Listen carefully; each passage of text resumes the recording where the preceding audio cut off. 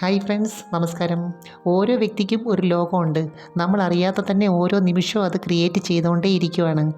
നമ്മൾ മനസ്സുകൊണ്ട് സൃഷ്ടിക്കുന്ന ഈ ലോകമനുസരിച്ചിരിക്കും നമ്മുടെ സന്തോഷവും നിരാശയും ടെൻഷനും പ്രതീക്ഷയും എല്ലാം തന്നെ. അപ്പോൾ ഈ യാഥാർത്ഥ്യത്തിൽ നിന്നും വ്യത്യസ്തമായിട്ടുള്ള ഈ ഒരു ചിന്താ ലോകം എല്ലാ വ്യക്തികൾക്കും ഉണ്ട്. ചുരുക്കി പറഞ്ഞാൽ സ്ത്രീയാണെങ്കിലും പുരുഷനാണെങ്കിലും സന്തോഷത്തിൻ്റെ സുഖത്തിൻ്റെ ഒക്കെ പിന്നിൽ പ്രവർത്തിക്കുന്നത് മനസ്സ് തന്നെയാണ്. അപ്പം ഞാൻ ഇന്ന് പറയുന്നത് ലൈംഗികതയിൽ സ്വയം ചെയ്യുന്നതിൻ്റെ പ്രാധാന്യത്തെക്കുറിച്ചും സാഹചര്യത്തെക്കുറിച്ചുമാണ്. പ്രത്യേകിച്ചും പങ്കാളി ഉണ്ടായിട്ടും ശരിയായ രീതിയിൽ റിലാക്സേഷൻ കിട്ടാത്ത ധാരാളം പേരുണ്ട്. ചില സ്ത്രീകളെ സംബന്ധിച്ച് വളരെ പ്രാധാന്യമുള്ളൊരു വിഷയമാണ്. അതിനു മുമ്പ് ഈ ചാനൽ ആദ്യമായിട്ട് കാണുവാണെങ്കിൽ ഒന്ന് ലൈക്ക് ചെയ്യണം, സബ്സ്ക്രൈബ് ചെയ്യണം, ഷെയർ ചെയ്യണം കേട്ടോ.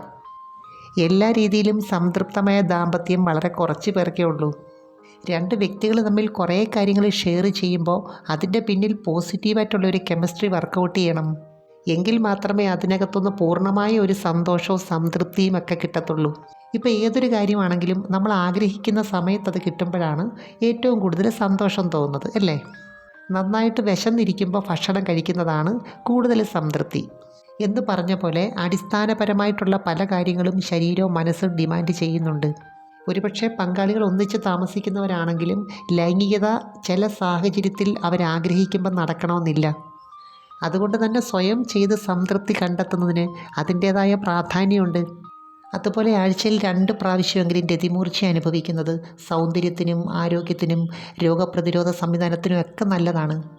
ബ്രെയിൻ ഫങ്ഷൻസിൻ്റെ പ്രവർത്തനവും നാഡീഞരമ്പുകളുടെ പ്രവർത്തനവും നന്നായിട്ട് ബൂസ്റ്റപ്പ് ചെയ്യുന്നുണ്ട്. കൂടാതെ ശരീരത്തിൻ്റെ എല്ലാ മസിൽസുകളും നന്നായിട്ട് വലിഞ്ഞു മുറുകി റിലാക്സ് ചെയ്യുന്നു. അപ്പോൾ സ്വയം ചെയ്യുന്നതിന് 2 മണിക്കൂർ മുമ്പെങ്കിലും നമ്മൾ ടോട്ടലി ഫ്രീ ആകണം. അപ്പം ഈ 2 മണിക്കൂർ ഇതിനകത്ത് വളരെ പ്രധാനമാണ്. ഇതിനകത്ത് മുഴുവൻ സംതൃപ്തിയുടെ രഹസ്യം ഇരിക്കുന്നത് ഈ 2 മണിക്കൂറിനകത്താണ്. യഥാർത്ഥത്തിൽ നമുക്ക് 2 ബോഡിയുണ്ട്, ഫിസിക്കൽ ബോഡിയുണ്ട്, മെൻ്റൽ ബോഡിയുണ്ട്. പലപ്പോഴും നമ്മൾ ഫിസിക്കൽ ബോഡിയെ മാത്രമേ തയ്യാറെടുക്കുന്നുള്ളൂ. മെൻ്റൽ ബോഡി അത്ര കെയർ ചെയ്യുന്നില്ല, കാരണം അത് കാണാൻ പറ്റുന്നില്ല. അപ്പോൾ ഈ സമയത്ത് നമ്മൾ ഒരു ചിന്തകളും ഇല്ലാത്ത മൈൻഡ് സെറ്റ് ക്രിയേറ്റ് ചെയ്യണം. നെഗറ്റീവും വേണ്ട, പോസിറ്റീവും വേണ്ട. ഇതുമായിട്ട് ബന്ധപ്പെട്ട കുറച്ച് കാര്യങ്ങൾ കാണാം, കേൾക്കാം, ഫാൻറ്റസി കാണാം. അതുപോലെ എല്ലാം തുറന്നു പറയാൻ പറ്റിയ സുഹൃത്തുക്കളുണ്ടെങ്കിൽ അവരോട് ഷെയർ ചെയ്യാം. അതുപോലെ ഓരോരുത്തരുടെയും റിലാക്സേഷൻ മെത്തേഡ് വ്യത്യസ്തമാണ്. ഇതുമായിട്ട് ബന്ധപ്പെട്ട ഫാൻറ്റസികൾ വ്യത്യസ്തമാണ്. അപ്പോൾ ആദ്യത്തെ കുറച്ച് സമയം നമ്മൾ ഈ ഒരു എനർജി ക്രിയേറ്റ് ചെയ്യേണ്ടതായിട്ടുണ്ട്, കോൺഷ്യസ് ആയിട്ട് തന്നെ. പിന്നീടുള്ള കാര്യങ്ങളെല്ലാം തന്നെ നമ്മുടെ ഉപബോധ മനസ്സ് നോക്കിക്കോളും. ഏത് രീതിയാണ് നമുക്കിഷ്ടം, എങ്ങനെ ചെയ്യണം, ഇതെല്ലാം അതിനറിയാം. ഇതിനകത്ത് നമുക്ക് മറ്റൊരാളെ അനുകരിക്കേണ്ട കാര്യമില്ല, ആശ്രയിക്കേണ്ട കാര്യമില്ല. നമുക്ക് ഏത് സമയത്താണോ ഏത് രീതിയാണോ ഇഷ്ടം അത് നമുക്ക് ചെയ്യാം. മാത്രമല്ല ഏത് രീതിയാണെങ്കിലും അതിനകത്ത് കുറ്റബോധം തോന്നേണ്ട കാര്യമില്ല. ചിലർ ഈ സമയത്ത് പല റോൾ മോഡലും ചെയ്യാറുണ്ട്. അവരുടെ ഫാൻറ്റസി അനുസരിച്ച് ഓരോന്നിനും ഇങ്ങനെ മാറ്റം വരും. അതുപോലെ തന്നെ സ്വന്തം വ്യക്തിത്വം കുറച്ച് സമയത്തേക്ക് കോൺഷ്യസ് ആയിട്ട് തന്നെ മറക്കുവാണ്. എങ്കിൽ മാത്രമേ അതിനകത്തൊരു റിലാക്സേഷൻ കിട്ടത്തുള്ളൂ. അതുപോലെ പങ്കാളിയായിട്ട് ചെയ്യുന്നതും ഇതും തമ്മിൽ നമ്മൾ കമ്പയർ ചെയ്യരുത്, കാരണം രണ്ടും രണ്ടാണ്.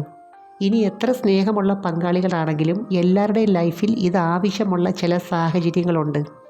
പിന്നെ ഒരു കാര്യം ഇതിനകത്ത് ഓർക്കേണ്ടത്, ഇതുകൊണ്ട് മറ്റൊരാൾക്ക് ഡിസ്റ്റർബൻസ് ഉണ്ടാകരുത്. ചിലപ്പോൾ ഈ ഒരു രീതിയിൽ നിന്ന് കിട്ടുന്ന ആ ഒരു റിലാക്സേഷനും സംതൃപ്തിയൊന്നും ഒരു പങ്കാളിയിൽ നിന്ന് കിട്ടണമെന്നില്ല. അതുകൊണ്ട് തന്നെ അവരെ ഒഴിവാക്കിക്കൊണ്ട് ഈ ഒരു മെത്തേഡ് ഹാബിറ്റ് ആക്കുന്നതും തെറ്റാണ്. അത് സ്ത്രീ ആയാലും പുരുഷനായാലും അങ്ങനെ തന്നെയാണ്. അതുകൊണ്ടാണ് ഞാൻ ആദ്യം പറഞ്ഞത് ഒരു രീതിയും തമ്മിൽ കമ്പയർ ചെയ്യരുത്.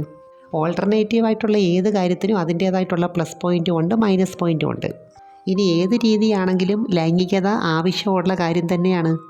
കാരണം ഈ സമയത്ത് ഉൽപ്പാദിപ്പിക്കുന്ന ഹോർമോണുകളാണ് പ്രധാനം.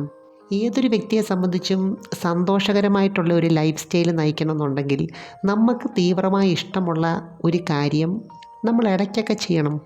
അല്ലെങ്കിൽ ലൈഫ് വല്ലാതെ ബോറടിക്കും. എനിവേ, നമുക്ക് മറ്റൊരു വീഡിയോയുമായി വീണ്ടും കാണാം.